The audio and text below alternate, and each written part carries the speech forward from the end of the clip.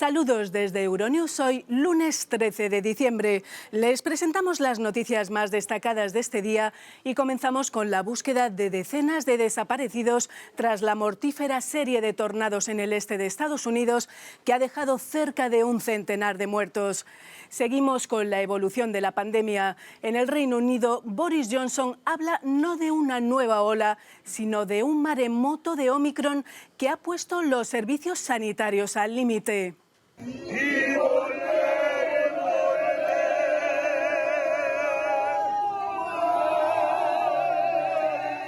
Con estos sentidos cantares, una muchedumbre se despedía de Vicente Fernández, el rey de la música ranchera, que con más de 70 millones de discos vendidos nos dejó a los 81 años un 12 de diciembre, el Día de la Virgen de Guadalupe. Veremos el homenaje en Perú a los más de 500 médicos fallecidos víctimas de la COVID, el 6% del total de doctores del país. Y en Brasil será necesario el pase sanitario para los extranjeros que quieran viajar al país. La PCR no será válida. Después hablaremos de las protestas contra Nayib Bukele y su deriva autoritaria en El Salvador. Los ministros de Exteriores del G7 advierten a Rusia de duras consecuencias en caso de una invasión de Ucrania. Continuaremos con el descontento de los pescadores franceses por la cuestión de las licencias de pesca en aguas del Canal de la Mancha tras el Brexit. Al final de nuestro informativo destacamos nuestro homenaje a Vicente Fernández y el campeonato de Fórmula 1 en Abu Dhabi con Max Verstappen como campeón del mundo tras superar a Lewis Hamilton en la última vuelta. Vamos ya con los titulares. Sigue la búsqueda de decenas de desaparecidos por el tornado de Kentucky. Las autoridades creen poco probable que haya más supervivientes. La llegada de un maremoto de Omicron, según palabras de Boris Johnson, lleva a Reino Unido al nivel 4 de alerta, con los servicios sanitarios de nuevo al límite. Protesta contra Bukele. Miles de manifestantes claman en El Salvador contra lo que consideran una deriva autoritaria del presidente y el aumento de la corrupción. Sigue la búsqueda de decenas de desaparecidos en Kentucky. Al menos 94 muertos y barriadas y pueblos enteros arrasados por más de 30 tornados que causaron estragos simultáneamente el viernes. Los equipos de rescate intentan localizar supervivientes bajo los restos de lo que califican como el tornado más mortífero jamás visto en el estado norteamericano de Kentucky. Mayfield, de unos 10.000 habitantes, fue el pueblo más afectado. La Guardia Nacional se ha desplegado. Tenemos más de 300 guardias de servicio. Están fuera en nuestras comunidades. Están haciendo de todo.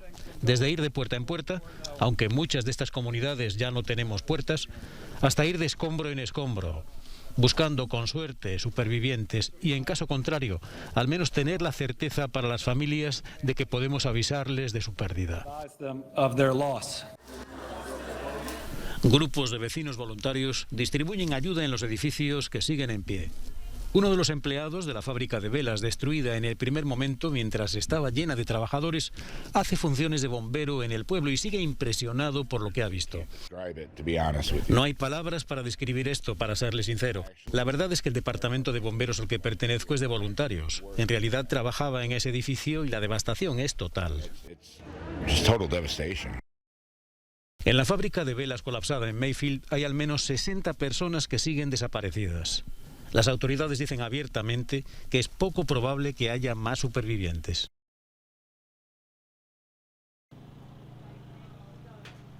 Esta es la zona cero de los tornados de Kentucky. Aquí en Mayfield, un pueblo de poco más de 10.000 habitantes, los vecinos intentan recuperar lo poco que les ha quedado. Pesa sobre todos ellos el duelo por los vecinos muertos. Algunos trabajando en una fábrica de velas que se mantuvo abierta pese a los avisos de tornado. El aspecto del pueblo es posapocalíptico. Casas derruidas, edificios institucionales de los que quedan las piedras del primer metro de fachada, troncos de árboles y en ramas, coches en medio del campo. Con las casas han desaparecido los recuerdos de familias enteras. Los vecinos empiezan a poder contar un trauma del que están lejos de recuperarse. Acababa de salir del baño y de repente las paredes se derrumbaron. Todo el techo se me cayó encima y rodé por todo el suelo. Quedé atrapado en un rincón debajo de la mesa del comedor mientras todo se derrumbaba a mi alrededor. Intentaba llegar a mi mujer en el otro extremo de la casa. Finalmente me arrastré por una de las ventanas y logré llegar a la parte delantera y entonces llegaron los bomberos. Yo ya estaba cubierto de sangre. Tardé 2 días en saber que mi mujer estaba bien. Estábamos familia y amigos en el sótano y teníamos todos los colchones que había en la casa sobre nosotros y los niños. Y a eso de las 11 se escuchó un ruido muy fuerte, como si fuera la locomotora de un tren. Así es como sonaba, y tuve mucha suerte porque 2 calles más allá de donde vivo, todo está destruido. 2 streets over from where I live is just destroyed. Todavía no he llorado ni nada, probablemente lo haga más adelante, pero aún no he podido. Anoche me fui a dormir. Me acosté a eso de las 7 porque estaba hecha polvo, y al fin me dormí.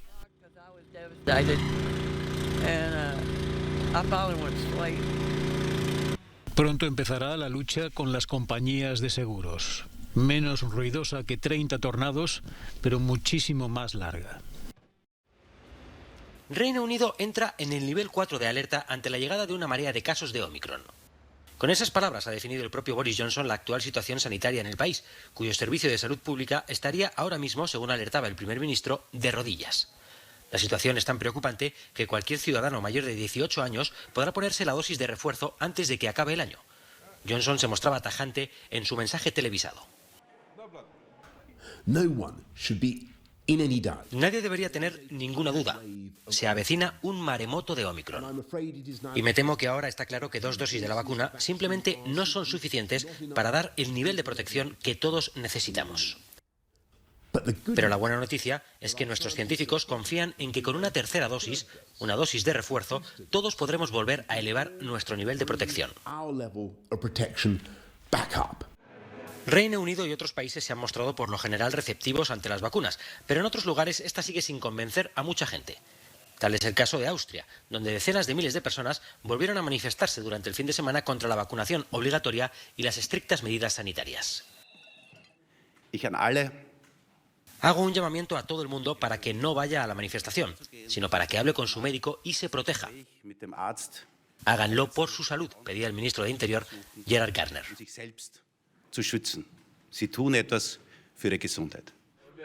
En un intento de animar a la población a vacunarse, Austria liberaba este domingo del confinamiento a todo aquel que ya esté vacunado. Pero para los que no, las restricciones siguen vigentes. La entrada a lugares de ocio o tiendas no esenciales queda terminantemente prohibida para todos ellos. Las normas de viaje vuelven a endurecerse en prácticamente toda Europa ante la expansión de la variante Omicron, mientras en países como Israel han optado de nuevo por prohibir los viajes a determinados destinos como Reino Unido, Dinamarca o Bélgica. El coronavirus se niega a rendirse.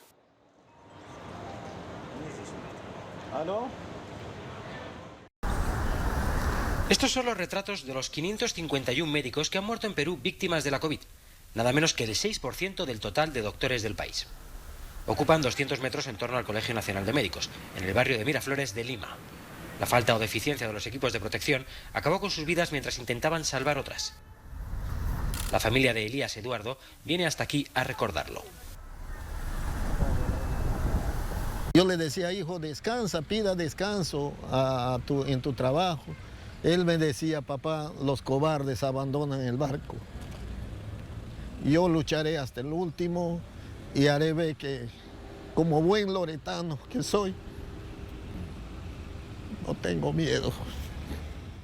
Ellos debieran de estar vivos, solamente que nuestro gobierno no se interesó.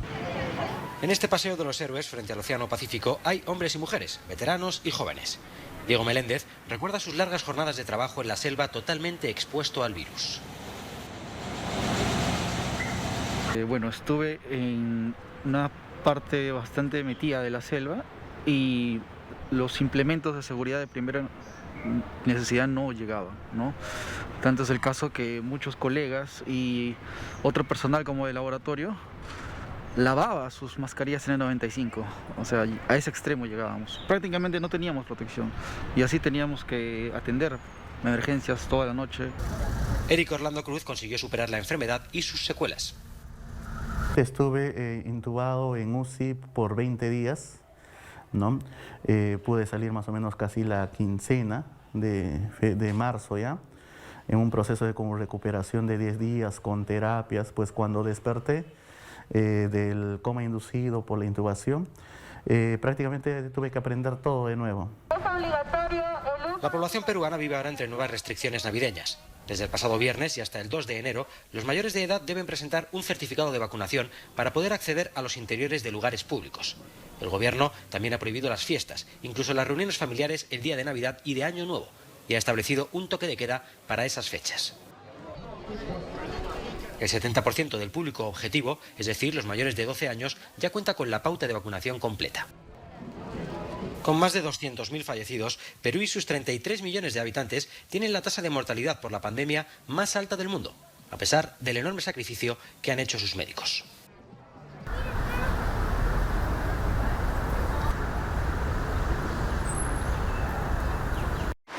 Brasil exigirá el pase sanitario a los visitantes extranjeros.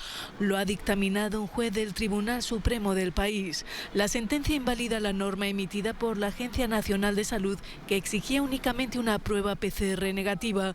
La medida trata de evitar la propagación de la nueva variante Omicron en uno de los países más afectados del mundo por la pandemia. El fallo está considerado como otra derrota del presidente Jair Bolsonaro, que dice no haberse vacunado y que rechazó las peticiones de la agencia sanitaria Anvisa de exigir pruebas de vacunación a los visitantes. El anuncio se produce en vísperas de la temporada de verano y sus fiestas populares, que en su mayoría serán suspendidas por segundo año consecutivo, como es el caso de los fuegos artificiales del 31 de diciembre en la playa de Copacabana, en Río de Janeiro. Desde el comienzo de la pandemia, Brasil ha registrado 22 millones de casos COVID y 616.000 muertes. Desde la Alameda Juan Pablo II. Protesta contra Bukele. Miles de manifestantes salieron a la calle este domingo en San Salvador contra lo que consideran una deriva autoritaria del presidente salvadoreño y el aumento de la corrupción en el país.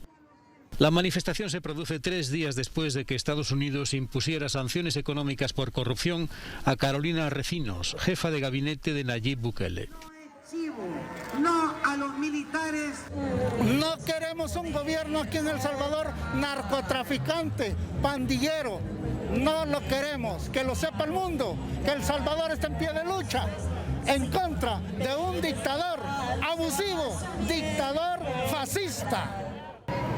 En la manifestación también participaron jueces y exjueces que claman por el respeto a la separación de poderes, después de que el Congreso destituyera en mayo a magistrados de la Corte Suprema y entre ellos al instructor de la causa contra los militares que cometieron la masacre de campesinos de El Mozote, en donde mataron a 1 millar de civiles. Prácticamente estamos hartos como población salvadoreña, estamos hartos como juventud que vivamos la noticia, cada desaparecido, vivimos con un miedo de saber dónde están por lo menos nuestros desaparecidos, conocer, necesitamos un conocimiento amplio. Durante 3 kilómetros de manifestación, sociedad civil, miembros de sindicatos, exjueces, excombatientes de la Fuerza Armada y de la exguerrilla y heridos de guerra cuestionaron que el presidente Bukele pueda presentarse de nuevo a las elecciones cuando la Constitución lo niega. Esta es la 4ª marcha contra el gobierno del presidente Bukele desde el 7 de septiembre pasado, cuando cientos de salvadoreños se manifestaron contra la implantación de la ley Bitcoin, que impone el uso de la criptomoneda como método de pago junto al dólar. La ministra de Exteriores del Reino Unido, Liz Truss, ha advertido este domingo a Rusia que los países más ricos del mundo castigarían duramente una posible invasión de Ucrania. Este tema ha centrado la reunión de los miembros del G7 de este fin de semana en Liverpool. No se sabe cuántos detalles se darán sobre las medidas a tomar. En cuanto a sanciones económicas, según Truss, no descarta ninguna opción. Las mayores economías del mundo están unidas. Hemos enviado una poderosa señal a nuestros adversarios y aliados. Hemos dejado claro que cualquier incursión de Rusia en Ucrania tendría enormes consecuencias con un altísimo coste. También hemos mostrado que defenderemos la libertad, la democracia y el derecho de las personas de todas partes a vivir sin represión. Este sábado el presidente Joe Biden ha asegurado que nunca ha considerado el envío de tropas a Ucrania. Una respuesta común siempre ha resultado muy difícil. Alemania depende del gas ruso, la City londinense y el mercado inmobiliario británico son grandes destinatarios de su dinero. Un adolescente ruso de 18 años de edad se inmola a la entrada de una escuela ortodoxa. La explosión habría herido a una decena de personas, todas ellas menores de edad y fuera de peligro, mientras que aún estaría por confirmar si el atacante se encuentra en estado grave o también ha fallecido. Ha sucedido en Serpukhov, a las afueras de Moscú, muy cerca del convento de un centro del que el joven era exalumno y en el que habría sufrido acoso escolar durante sus días de estudiante. El atacante, al que le habría explotado su artefacto casero por accidente, portaba también un cuchillo. El resto de estudiantes y el personal del centro fueron rápidamente desalojados del mismo. La erupción del Cumbre Vieja se convierte tras 85 días en actividad en la más larga que vive la isla desde el siglo XVI que hay registros. El tremor, que indica el movimiento de fluidos y la emisión de dióxido de azufre, continúa, aunque se mantiene en niveles bajos. Poder observar los agujeros que ha dejado la lava del volcán es una muestra de que Cumbre Vieja está más estable. Además, se ha reducido la sismicidad. El Instituto Geográfico Nacional ha registrado 9 movimientos sísmicos en las primeras horas de este domingo que no han sido sentidos por la población. El temblor de mayor magnitud ha sido de 3,2. Según datos del satélite Copernicus, Cumbre Vieja ha destruido total o parcialmente más de 3.000 construcciones. La resolución de la siempre conflictiva cuestión de la pesca tras el Brexit no ha dejado contento a prácticamente ningún pescador francés. Las intensas conversaciones entre Londres y París sobre los derechos de pesca han concluido con un acuerdo gracias al cual Reino Unido expide un total de 83 licencias de explotación, necesarias para los barcos de la Unión Europea para trabajar en aguas territoriales británicas. Una medida que en verdad no satisface plenamente las demandas de muchos pescadores de Bretaña que mantienen su intención de bloquear el puerto de Calais el próximo 23 de diciembre. Nos gustaría que nuestros amigos de Jersey, Guernsey, Normandía y Saint Malo se sentaran alrededor de una mesa y no que nos digan este barco está en la lista verde, este en la lista roja y este en la lista azul. Eso no conduce a nada, se lamentaba este pescador francés. Tenemos un cupo de licencias que es el que queremos. Queremos absolutamente obtener ese cupo. No queremos que uno o dos barcos se queden fuera porque la administración haya decidido ponerlos en la lista roja. Estamos un poco disgustados, añadía este otro pescador. El 23 de diciembre se cumplirá un año desde que empezaron a decirnos esperen, las soluciones están al caer, las cosas avanzan, y al final no hay nada. Desde el gobierno francés, por su parte, se comprometen a ayudar en lo posible a todos aquellos pescadores que de momento no han tenido éxito en sus solicitudes de licencia. Lo decíamos en titulares, Vicente Fernández, el Frank Sinatra de los mariachis, nos dejó este fin de semana. México está en duelo y nuestra compañera Amaranta Cermeño le rinde así homenaje. Mientras el público no deje de aplaudir, él no deja de cantar. Así decía el ícono de la música mexicana, don Vicente Fernández, que era conocido como el rey de la música ranchera. Ahora nos ha dejado a la edad de 81 años, pero con él se llevó décadas de trayectoria y más de una generación de fieles fanáticos. Considerado como un artista del pueblo, Vicente Fernández literalmente abrió la puerta de su casa al público y creó una conexión con la gente que lo hizo único y sobre todo muy, muy querido. Nacido en el estado de Jalisco, cuna del tequila y de la popular música mariachi, fue uno de los más grandes cantantes de México, pero también era reconocido en el resto del mundo. Fue de hecho en Estados Unidos que lo bautizaron como el Sinatra de las rancheras y no sin razón. Siempre vestido con su característico traje de charro y un impecable acompañamiento de mariachi, Vicente Fernández era sin dudas el exponente de la música mexicana más grande del país, transmitiendo el alma de la música ranchera, es decir, la idealización de la vida en el campo, desgarradoras historias de amor y un derroche de sentimiento propio de este género musical. A lo largo de su carrera hizo más de 100 discos y apareció en más de 25 películas mexicanas, siempre encarnando el papel que nadie interpretaba mejor, el del orgulloso charro mexicano. Por su poderosa voz, su constancia y dedicación y su música inolvidable, Vicente Fernández deja atrás un enorme legado, siendo el más reconocido cantante del mundo en su género. Y ahora, aunque el rey ya no vaya a cantar, nosotros no dejaremos de aplaudir.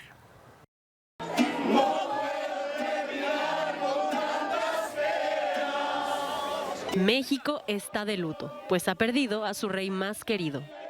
Vicente Fernández, uno de los representantes más grandes de México en la música latinoamericana, falleció este domingo en la ciudad de Guadalajara, tras una hospitalización de casi 5 meses por una caída en su rancho.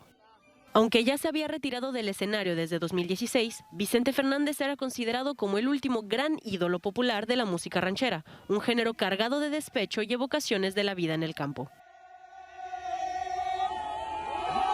Varios mariachis y fans del cantante mexicano se reunieron a las puertas de su rancho Los Tres Potrillos, donde cantaron algunas de sus más conocidas canciones como Volver, Volver o El Rey.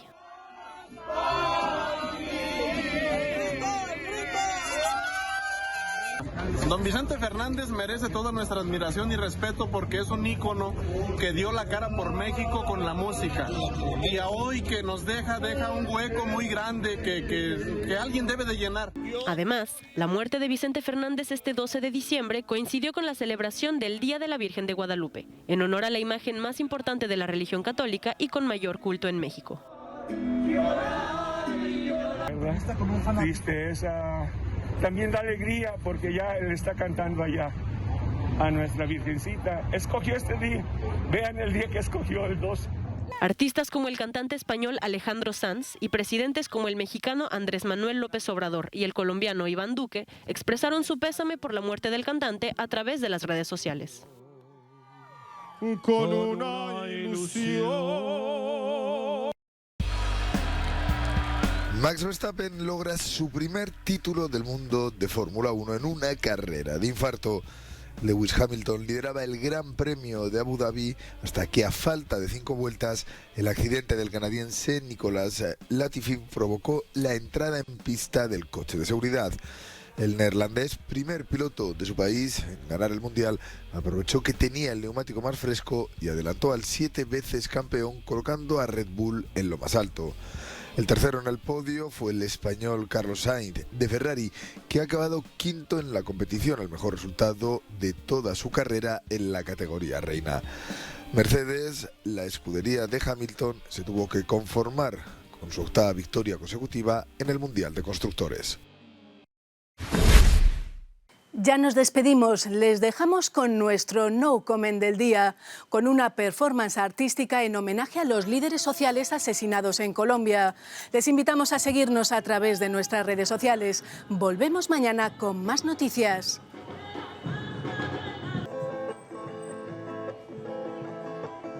Ni tan de repente